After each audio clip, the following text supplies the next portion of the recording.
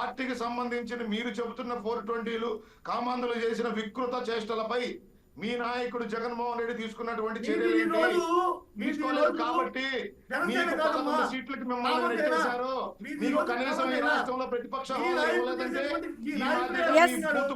అజయ్ గారు మీరు చేసిన దోపిడీ రాష్ట్రాన్ని మీరు పట్టించిన విధానం మీదనే రాష్ట్ర ప్రజలు ఈ నిర్ణయం తీసుకొని మిమ్మల్ని బండకేసి బాధారు. అయినా మీరు సిగ్గు తెచ్చుకోకుండా ఇంకా రాష్ట్రంపై రాష్ట్ర ప్రజలపై కూటమి పార్టీలపై విషయం చెప్పే ఆలోచనలే ఉన్నాయి. ఖచ్చితంగా చెబుతా ఉన్నా, అరవ శ్రీధర్ గారు తప్పు చేస్తుంటే ఖచ్చితంగా ఆయన మీద చర్యలు ఉంటాయి. అరవ శ్రీధర్ గారు తప్పు చేస్తుంటే ఆయన మీద చర్యలు ఉంటాయి. అరవ శ్రీధర్ గారు తప్పు చేస్తుంటే ఆయన మీద చర్యలు ఉంటాయి. అధ్యక్షులు పనిచేస్తారు. మీ మాదిరిగా కామాంధుల్ని, రేపిస్టుల్ని, పక్కన పెట్టుకొని తిరిగి వాళ్ళకి ఇంకా పదవులు ఇచ్చి వాళ్ళని ప్రభుత్వంలో తీసుకునేటటువంటి దౌర్భాగ్యపు చర్యలు కూటమి పార్టీలో ఏ పార్టీ చేయదు మధుసూదన్ రెడ్డి గారు. అది మీరు గమనించుకోవాలి. గతంలో మీ మాదిరి పనికి మాలిన చర్యలు 420 రేపిస్టుల్ని, కామాంధుల్ని ఒక్క నిమిషం అజయ్ గారు ఒక్క నిమిషం. నీచమైన చర్య ఆ రోజు వైఎస్ఆర్సీపీ పార్టీ జగన్మోహన్ రెడ్డి చేయడం జరిగింది. ఈ రోజు ఆ మాదిరిగా కూటమి పార్టీలు చెయ్యవు.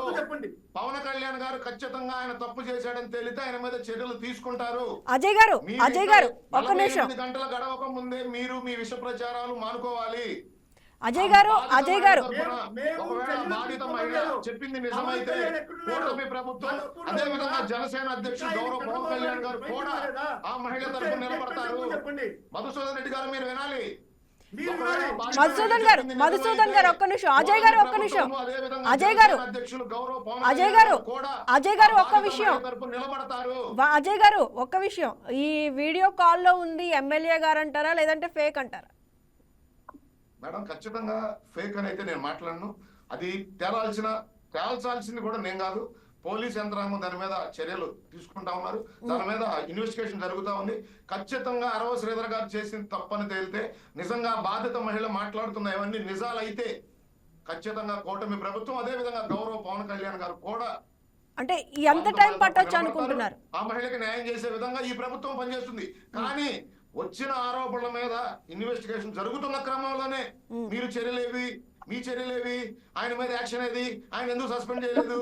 గోరంగ మాధవ్ని, అంబటి రాంబాబుని, అనంతబాబుని వెనకేసుకు తిరిగిన మీరు సిగ్గు శరం లేకుండా ఈ రోజు మీడియా ముందుకు వచ్చి ఇంకా కూటమి ప్రభుత్వం పైన, పవన్ కళ్యాణ్ గారి పైన మీ నోటికి వచ్చిన పనికి మళ్ళీ మాట్లాడితే ఈ రాష్ట్ర ప్రజలు కానీ మేము కానీ చూస్తా ఊరుకోము.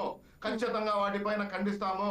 ఈ రోజు జరుగుతున్న అంశం అదేదైనా తప్పని తేలితే ఖచ్చితంగా చర్యలు ఉంటాయి. అజయ్ గారు ఒక్క నిమిషం. Please subscribe to YK TV Network. Please subscribe to YK TV. Please watch YK News. Don't forget to subscribe YK News channel